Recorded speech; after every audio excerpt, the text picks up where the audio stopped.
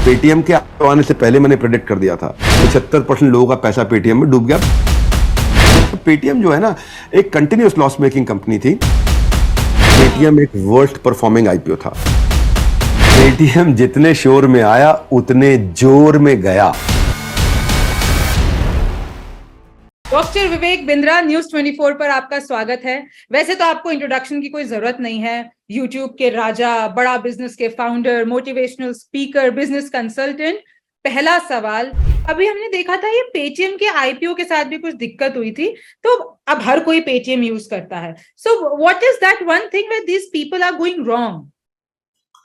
Paytm जितने शोर में आया उतने जोर में गया। ब्लूमबर्ग की रिपोर्ट के हिसाब से पिछले 10 साल में पेटीएम एक वर्स्ट परफॉर्मिंग आईपीओ था। मेरे कंपनी के एक लीडर थे, हमारे यहाँ लर्निंग एंड डेवलपमेंट के हेड हुआ करते थे। उन्होंने बेचारे ने अपना पूरा पैसा पेटीएम में लगा रहे थे, एक वीडियो भी बनाया था। मैंने उनको डांटा, गलत कर रहे हो आप। पेटीएम के आने से पहले मैंने प्रेडिक्ट कर दिया था और मैंने कहा था कम से कम 50% डाउन जाएगा, पर आपको हैरानी होगी, मेरी प्रेडिक्शन ओवर अचीव हुई। 75% लोगों का पैसा पेटीएम में डूब गया। बिल्कुल सिंपल है। उसने पेटीएम में सबको बोला पेटीएम करो, पेटीएम करो, पेटीएम करो, पर मैं तो अभी भी पेटीएम ही करती हूँ। वो ठीक है, कंज्यूमर के लिए ठीक है पेटीएम करो, पर इन्वेस्टर को बोला तुम नुकसान भरो। आपको बोला तुम पेटीएम करो, इन्वेस्टर नुकसान भरो, और हमारी रिमझिम जेठानी जी तुम पेटीएम करो। चक्कर ये है कि खाली कस्टमर लाने से बात नहीं बनेगी। शेयर मार्केट का बेसिक है एक लॉस मेकिंग कंपनी जो कि ग्रोथ एट एनी कॉस्ट पे काम कर रही है, जिसका इंटरेस्ट सर्विस कवरेज रेशियो या डेट सर्विस कवरेज रेशियो ठीक नहीं है, वो चलेगा नहीं। अब पेटीएम जो है ना, एक कंटिन्यूअस लॉस मेकिंग कंपनी थी। कुछ कंपनी ऐसी होती है जिनका कर्जा बहुत ज्यादा होता है और प्रॉफिट, अब जैसे पेटीएम कर्जे में नहीं है, लेकिन पेटीएम के साथ समस्या है कि इन्वेस्टर का पैसा बहुत ज्यादा, तो ब्याज और प्याज अच्छो को रुला देता है कि नहीं। क से कर्जा, क से कंपनीज को, क से कंगाल बना देता है, ऐसे समझ लीजिए आप। मैं आपको बता देता हूं, Bhushan steel, Lanco Infratech, Essar steel, Bhushan power, Amtek auto, Jaypee infra, इनके ऊपर एक पूरा आर्टिकल आया था, बिलियन टू बस्ट। इन सब के ऊपर 10,000 करोड़ से 50,000 करोड़ रुपए तक का कर्जा था, ये पे नहीं कर पाए। तो पेटीएम पे गिरने का कारण क्या है समझ लेते हैं। हाँ, जो खुद नहीं कमा पा रहे, बाकी को क्या कमा के देंगे। इनके वीक फाइनेंशियल्स हैं और कंपनी के कैश फ्लोज कमजोर रहे, नेगेटिव रहे, हाई ऑपरेटिंग लॉसेज के कारण। दूसरा, कंपनी ओवर वैल्यूड थी, प्रॉफिट में कभी आई नहीं भाई। लगभग 2396 करोड़ का इनका कंसोलिडेटेड लॉस था, और फिर भी 2150 रुपए पे लिस्ट हुई, टक टक टक टक टक टक गिरती रही। प्रमोटर निकलते रहे, हेज फंड निकलते रहे, रिटेल इन्वेस्टर बाहर निकलते रहे, आईपीओ धड़ाम से रोज नीचे आया, रोज नीचे आया।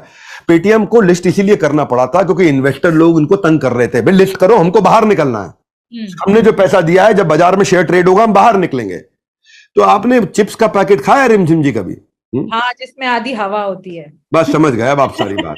इनकी हालत भी चिप्स के पैकेट वाली, बाहर से लाजवाब, अंदर से खाली। हाँ, अच्छा, अभी आप शेयर मार्केट की बात कर रहे थे। नहीं, ये नाइका को देखो, आप नाइका के साथ भी तो यही हुआ, खाली पेटीएम नहीं, वो भी 70% डाउन है। जोमेटो 57% डाउन है, कैफे कॉफी डे डाउन है। पेटीएम नहीं, हाल फिलहाल में कई आईपीओ लाए, इन्होंने सच का सामना करा दिया। ये स्टार्टअप फंडिंग पे फोकस करते हैं और प्री वैल्यूएशन के प्रेशर में इन्वेस्टर इनकी बाद वैल्यूज को खत्म कर देते हैं। जी सॉरी, आप कुछ कह रहे थे। मैं वही, उसका आपने ये जो बताया कि ये इंटरेस्टिंग है कि ये सारे जितने भी ब्रांड्स हैं वो हमारे डे टू डे लाइफ में बहुत इस्तेमाल होते हैं, बट आप जो उसके इन्वेस्टर्स वाले उसकी सच्चाई बता रहे हैं, दैट इज अनदर थिंग। अब मैं बात करना चाहूंगी लेऑफ्स के बारे में। अभी हम देख रहे हैं इतनी कंपनियां एम्प्लॉयज को निकाल रही हैं, तो ये फेल कहाँ हो रही है? इतने लेऑफ्स क्यों हो रहे हैं बड़ी से बड़ी कंपनियों में?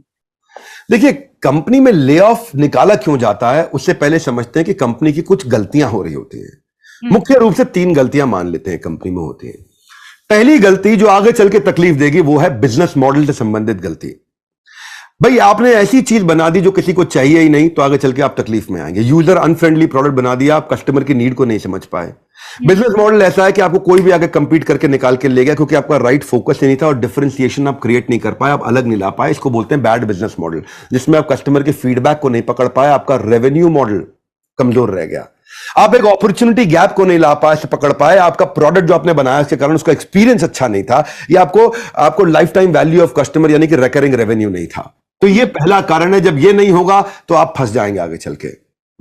तो क्योंकि तब क्या होगा, आपका कैश ग्रोथ प्रॉफिट नहीं आएगा। कैश ग्रोथ प्रॉफिट तभी आएगा जब बिजनेस मॉडल ठीक होगा। दूसरी चीज, अगर आपने बिजनेस मॉडल ठीक भी बनाया थोड़ा, तो ऐसा तो नहीं कि आप पैसे की कमी में चले जाओगे आगे चल के, which is called cash flow and profitability. ये मेरा दूसरा पॉइंट है कि ओवर एक्सपेंशन हो जाता है, जितना कर सकते थे उससे ज्यादा खा लिया तो पचा नहीं पाएंगे, कर्जे में चले गए या मैक्रो इकोनॉमिक फैक्टर्स के कारण कैश फ्लो चले गए, या जल्दी प्री मैच्योर स्केलिंग कर लिया, कैश बर्नआउट हो गया, फंड रेज नहीं कर पाए, प्रॉफिटेबिलिटी कैश फ्लो संभाल नहीं पाए, या स्केल कर दिया बिना टेक्नोलॉजी के तो ज्यादा पैसा लग गया, या इन्वेस्टर के पीछे भागते रहे, कस्टमर हमारे पास आए ही नहीं। तो दूसरा जो कारण है बेसिकली वो ये है कि आप कैश ग्रोथ प्रॉफिट को समझ नहीं पाए। ग्रोथ अलग चीज है कि सेल्स कितनी बड़ी, प्रॉफिट अलग चीज है कि भाई मार्जिन कितना है, और कैश फ्लो है कि जितना पैसा गया उससे ज्यादा रोज आना चाहिए। तीनों में फर्क होता है, इसको बोलते हैं सीजीपी डैशबोर्ड। तीसरी चीज जिसके कारण आगे चल के ले ऑफ करना पड़ता है वो है आपकी मैन पावर की प्लानिंग। आपने गलत आदमी हायर किया, सही ढंग से हायर नहीं किया, विदाउट प्लान हायर किया, प्रोजेक्ट चेंज हो गया, अरे इनको निकाल दो ये काम के नहीं, इनको निकाल दो ये काम के नहीं। आप राइट पार्टनर, राइट को फाउंडर नहीं है तो मैन पावर प्लानिंग गलत करते हैं, या फिर मैन पावर ही आपकी अनट्रेन्ड है, डिसहार्मोनियस टीम मेंबर है तो इसलिए निकालने पड़ जाते हैं, या फिर आप समय के हिसाब से इंप्रूवमेंट साइकिल नहीं ला पाते और इसलिए आप पीछे रह जाते हैं, फिर मैन पावर निकालनी पड़ती है। आप अपनी फेलियर से लर्न नहीं कर पाते। तो बेसिकली 3 कारण हैं बड़े मोटे मोटे, वो है पहला बिजनेस मॉडल ठीक ना होना, दूसरा कैश ग्रोथ प्रॉफिट को ढंग से प्लान ना कर पाना, और तीसरा मैन पावर की प्लानिंग ठीक ना होना। इसी के कारण फिर ले ऑफ बढ़ने लग जाते हैं।